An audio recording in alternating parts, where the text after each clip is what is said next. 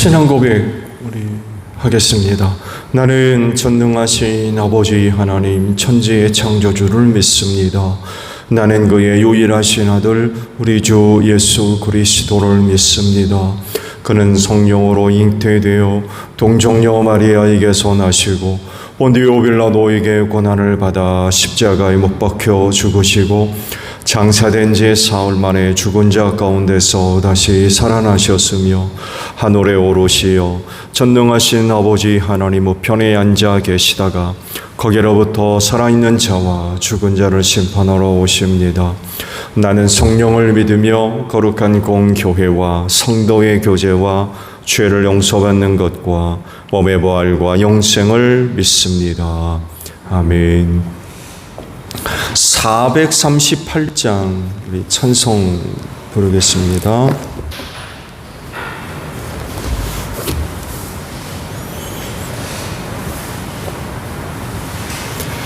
(438장이에요)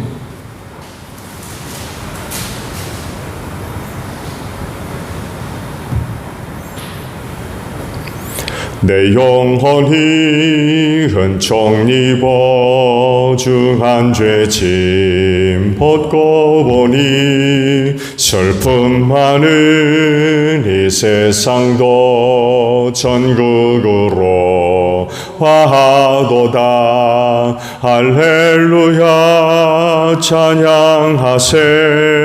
내 모든 죄 사함 받고 주 예수와 동행하니 그 어디나 하늘나라. 주의 얼굴 뵙기 전에 멀리 뵈던 하늘나라.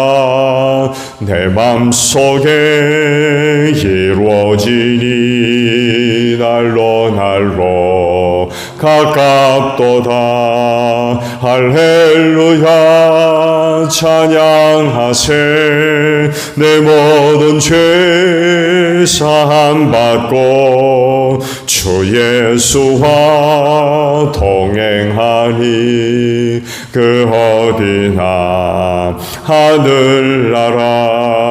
높은 산이 거친 들이 조막이나 궁궐이나 내 주 예수 모신 곳이 그 어디나 하늘나라. 할렐루야 찬양하세. 내 모든 죄 사함 받고 주 예수와 동행하니 그 어디나 하늘나라. 히브리서 12장 12절에서 17절까지 보겠습니다.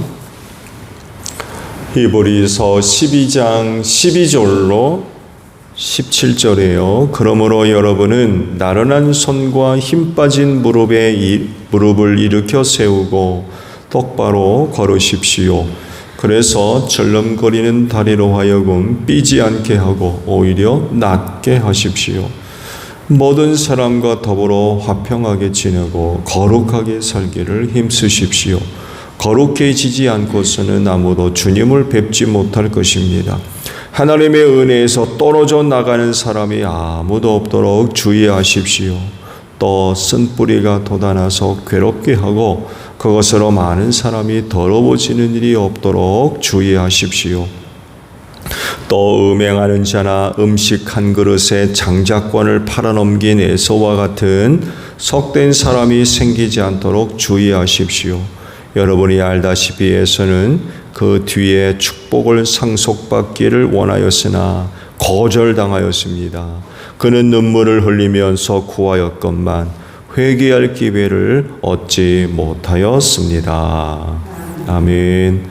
오늘 아침은요 14절에 있는 말씀을 보려고 합니다. 14절 중반절에 있는 말씀이에요. 상반절의 말씀, 거룩하게 살기를 힘쓰십시오 라는 말씀입니다. 이 말씀대로 여러분 거룩하게 사시기를 바랍니다. 그리스도인의 아름다운 모습이에요. 또 어찌 보면 당연한 결과이기도 하고요. 거룩한 성령께서 그리스도인으로 하여금 그 거룩으로 이끌어 가시기 때문에 그렇습니다. 하나님께서 여러 가지 내용으로 말씀을 주셨죠. 그 중에 또 자주 언급되는 것 중에 하나가 바로 오늘 주신 말씀과 연결되어 있지요. 내가 거룩하니 너희도 거룩해라 라는 그런 그 명령을 하셨습니다. 이스라엘 백성들이 선택받은 백성으로서 이 거룩해지는 일은 굉장히 중요했어요. 결국 하나님을 알지 못하는 또 다른 나라와 백성과 구별되지 않는 건 이 의미가 없었기 때문에 그래요. 일단 하나님은 한 분이잖아요. 그렇죠? 신은 한 분입니다. 다른 신은 없어요. 이스라엘 백성들에게 계시된 그 하나님, 야훼죠. 그분 이외에는 다른 신은 없거든요. 그러면 있지도 않은 신을 섬기는 백성들과 유일하신 하나님을 섬기는 백성들과 이 구분이 돼야 됩니까? 안 돼야 됩니까? 그건 당연히 구분이 돼야 돼요. 그렇지 않겠어요? 이스라엘이 섬기는 신 야훼와 다른 나라와 민족이 섬기는 어떤 신과 구분이 안 돼요. 그 신이 그 신이고 그 신이 그 신이면 의미가 없잖아요. 근데 하나님은 나 이외에 다른 신은 없다라고 분명히 말씀을 하셨고, 그런 하나님을 섬기는 백성이라고 한다면 다른 신은 섬기는 백성들과는 달라야 된다는 거죠. 반드시 달라야 돼요. 그래서 명령된 게 내가 거룩하니 너희도 거룩해야 된다라고 말씀을 하신 겁니다. 왜 이런 말씀을 또 주셨을까요? 여러 가지를 생각해 볼 수가 있는데 그 중 하나가 하나님과의 교제입니다. 하나님의 깊은 뜻 가운데 하나가 인간들과의 교제입니다. 하나님 그거 굉장히 원하시고 굉장히 바라시며 또한 아주 기뻐하시는 그런 것 중에 하나입니다. 인간 만들어 놓고 방치하지 않으셨어요. 에덴 동산 만들어 놓고 거기 살게 하시고 어떻게 하십니까? 거기 찾아오십니다. 그래서 아담과 하와가 에덴 동산에 살면서 하나님의 임재를 경험했던 표현이 있죠. 하나님의 에덴 동산을 거니셨다. 하나님께서 에덴 동산을 거니시는 걸 두 사람이 들었다라고 하고 있어요. 타락하고 난 뒤 하나님이 에덴 동산에 찾아오셔서 거니시는 것을 듣고는 나무 그늘 사이에 숨어버렸죠. 찾아오시는 거, 교제하시고. 그런데 그만 죄를 지음으로 말미암아 이 관계가 단절됐죠. 죄로 인하여서 타락했어요. 속되게 만들었다는 거죠. 거룩함으로 하나님 아버지와 교제가 이루어져야 되는데 죄 때문에 속되게 돼버리니까 거룩하신 하나님 앞으로 나아가지 못하게 됐던 거죠. 이 하나님이 그러잖아요. 에덴 동산에서 쫓아내시잖아요. 하나님과 그렇게 교제하기를 원하셨는데 죄가 들어오니까 속되게 되고, 그러게 되니까 하나님과의 관계가 완전히 단절돼가지고 성경은 이 관계를 이렇게 설명하죠. 원수가 됐다. 이렇게 표현을 하십니다. 근데 참 감사하게도 하나님께서 인간과의 교제를 완전히 끊어버리지 않으셨죠. 그렇죠? 하나님의 구속사를 이루기 위해서 선택한 사람들, 그 사람들과 계속해서 교제하시죠. 대표적인 인물이 아브라함입니다. 아마 하나님과의 관계가 완전히 끊어졌다면 그냥 멸망당했을 겁니다. 근데 그렇지 않으시고 여러 가지 방법으로 인간들과 교제하시고 선택한 사람들에게 계시하시는 이런 방법들을 통해서 관계를 이어가시죠. 그렇지만 이런 것 가지고는 하나님을 만족시킬 수가 없었죠. 죄의 문제를 해결하시죠. 하나님과의 온전한 관계를 위해 죄의 문제를 해결해 주십니다. 누구예요? 예수 그리스도이시죠. 그분을 믿음으로 말미암아 죄 사함 받고 거룩하다 라고 하나님으로부터 인정받게 하셨습니다. 그래서 비로소 예수 안에서 하나님과의 관계 회복이 이루어지게 된 거죠. 오늘 우리의 지금 이 모습이 바로 그 대표적인 모습입니다. 하나님과의 관계가 완전히 닫혀지지 않았고 일부 관계를 이어가실 때에 하나님의 거룩 앞으로 나아가는 게 제한됐죠. 선택한 사람들 이외에는 불가능했죠. 레위 지파가 바로 그 좋은 일입니다.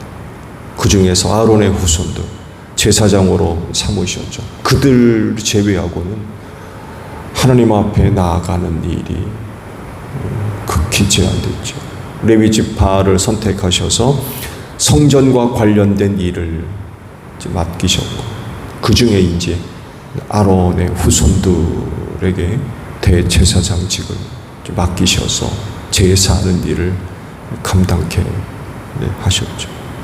지성소 안으로 대제사장이 1년에 한 번 들어가게 하셨던 거죠.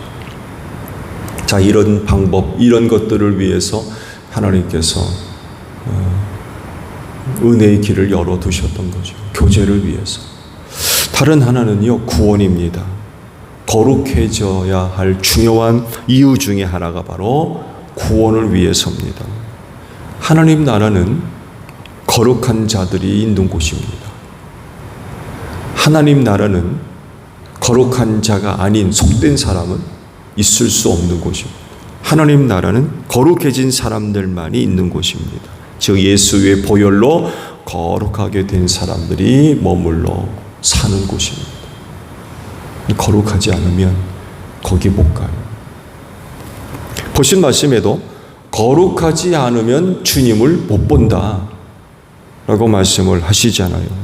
이 하늘에 계신 주님을 뵙지 못한다는 얘기는 무슨 얘기입니까? 천국 못 간다는 얘기예요. 그렇기 때문에 주님을 배우려면, 천국 가려면 거룩해져야 됩니다. 그러면 거룩해질 수 있는 방법이 뭘까요? 대표적인 게 예수 믿는 거죠. 예수 믿음으로 말미암아 하나님으로부터 거룩하다라고 하는 인정을 이제 받게 되는 거죠. 근데 이제 문제는 이게 쉽지가 않다는 거예요. 내가 거룩하니 너희도 거룩해야 된다. 거룩하지 않으면 주님을 배울 수 없다라고 말씀하시면서 거룩해짐에 대한 중요성을 언급을 하셨지만 이게 쉽지가 않은 거예요. 왜냐하면 죄의 유혹이 너무 많기 때문에 그렇습니다. 예수 믿지 못하게 하는 시련들 많이 있기 때문에 그래요. 실제로 많은 사람들이 죄의 유혹을 이기지 못해서 죄 짓는 이들. 거룩해졌는데 이 거룩함이 그 죄로 인하여서 무너지는 거죠. 또 시험과 환난으로 예수 믿는 일을 포기해버리는 이런 일들. 거룩해지는 일들이 결코 쉽지가 않아요. 세상이 너무나도 어둡고 부패하고 타락해 있죠. 이런 세상을 살아가면서 영적으로 늘 깨어있고 각성되어 있고 무장되어 있어서 자신을 지켜나가는 그런 그 모습들이 있어야 되는데 그렇지 않으면 물든다고 그러죠. 나도 모르는 사이에 새 속에 물들어 버리는. 예수를 믿는다고는 하는데 이 새 속에 물들어 있는 그런 일들이 벌어진다는 것입니다. 그래서 언제부턴가 생각이 바뀌고 보는 눈도 달라지고 그 사람이 갖고 있는 가치관까지도 뒤바뀌어 버리고 행동, 결정, 판단 달라져. 그런 재미난 얘기 있죠. 가랑비에 옷 젖는다고. 아무것도 아닌 줄 알았는데 거기에 옷이 흠뻑 젖어버리고 나도 모르는 사이에 세속에 물들어 버리는 거죠. 이뿐만이 아니라 타락하고 부패한 세상에서 거룩하게 사는 게 용납이 됩니까? 용납이 되지 않습니다. 인정되지를 않아요. 같이 묻어가야 되는데 거룩하게 사니까 그럴 수 있어요? 안 되잖아요. 그래서 많은 어려움이 있어요. 근데 이것 이기지 못하면 어떻게 됩니까? 거룩하다고 할 수가 없게 돼버리는 거예요. 세상과 뒤섞이니까. 여러분, 거룩이란 말이 성경에서 어떤 의미로 쓰여졌는지 아시죠? 그거 뭐예요?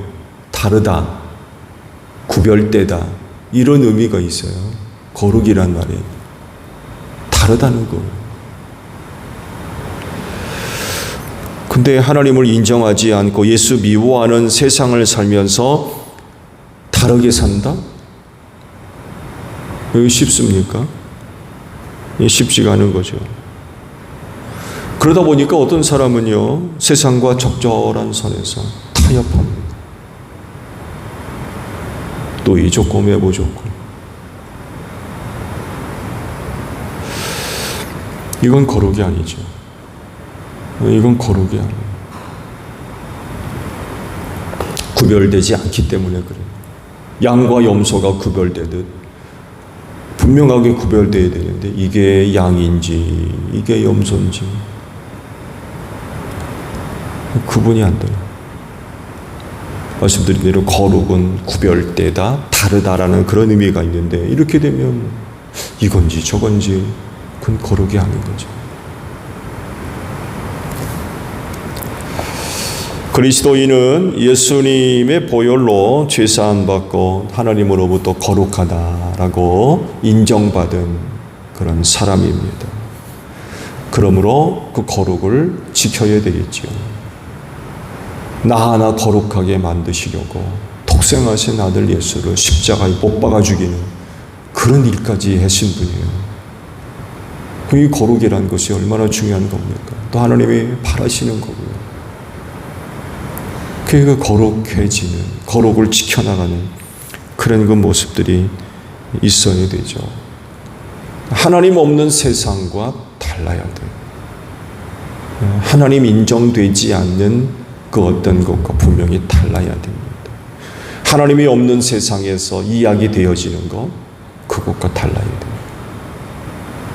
그것과 같으면 거룩이라고 할 수 없죠.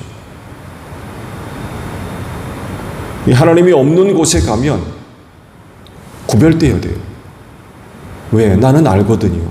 하나님을 믿잖아요. 근데 하나님을 믿는 사람들이 하나님이 없는 곳에 가가지고 구별되지 않으면 거룩한 게 아니죠.